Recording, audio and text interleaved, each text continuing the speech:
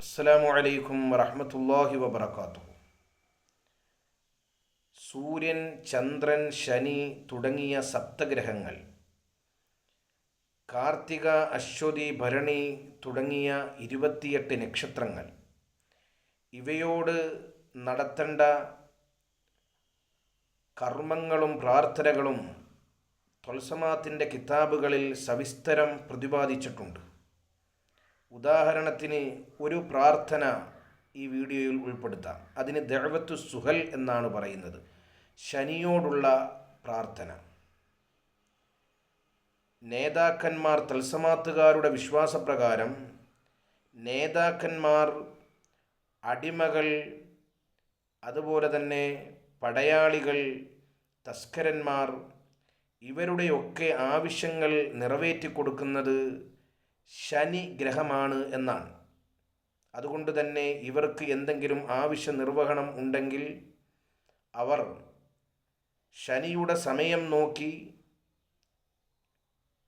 കറുകറുത്ത പരുപരുത്ത വസ്ത്രം ധരിച്ച് ശ്മശാനത്തിലോ വിജനമായ സ്ഥലത്തോ പോയി നിന്ന് അവരുടെ താഴെ ആയി ലോഹത്തകിടിലോ വെള്ളപ്പേപ്പറിലോ പ്രത്യേകമായ അസായിമുകൾ, മന്ത്രങ്ങളൊക്കെ എഴുതി അത് ജപിക്കുകയും വളരെ ദുഃഖിത ഭാവത്തോടുകൂടി അവർ ശനിയോടൊരു അപേക്ഷ നടത്തുകയും വേണം. എന്താണ് ശനിയോടുള്ള അപേക്ഷ, പ്രാർത്ഥന? ഓ ശനിയെ, എൻ്റെ പ്രാർത്ഥനയ്ക്ക് നീ ഉത്തരം നൽകണം, എൻ്റെ വണക്കം നീ സ്വീകരിക്കണം, എൻ്റെ ഇന്ന കാര്യങ്ങളൊക്കെ നീ സാധിച്ചു തരണം. അല്ലാത്ത പക്ഷം വ്യാഴത്തോട് നിനക്കെതിരിൽ ഞാൻ സഹായം ചോദിക്കുന്നതാണ്. ഈ പ്രാർത്ഥന തുടങ്ങുമ്പോൾ അള്ളാഹുവിൻ്റെ നാമങ്ങളൊക്കെ മേമ്പടിക്ക് അതിൽ ഉൾപ്പെടുത്തും. മേമ്പടിക്ക് ഉൾപ്പെടുത്തിയിട്ട് നടത്തുന്ന പ്രാർത്ഥനയുടെ കോലമാണ് ഞാനിപ്പോൾ പറഞ്ഞത്. ഈ പ്രാർത്ഥനയുടെ പരിസമാപ്തി ഈ വാണിങ്ങോട് കൂടിയാണ് അവസാനിക്കുന്നത്. അവസാനം അള്ളാഹുവിന് വേണ്ടി ഒരു സുജൂദും ചെയ്യും. ഇതൊക്കെ മറ്റ് ജനങ്ങളുടെ മുമ്പിൽ കണ്ണിൽ പൊടിയിടാൻ വേണ്ടിയുള്ള ഒരു സൂത്രവിദ്യയാണ്.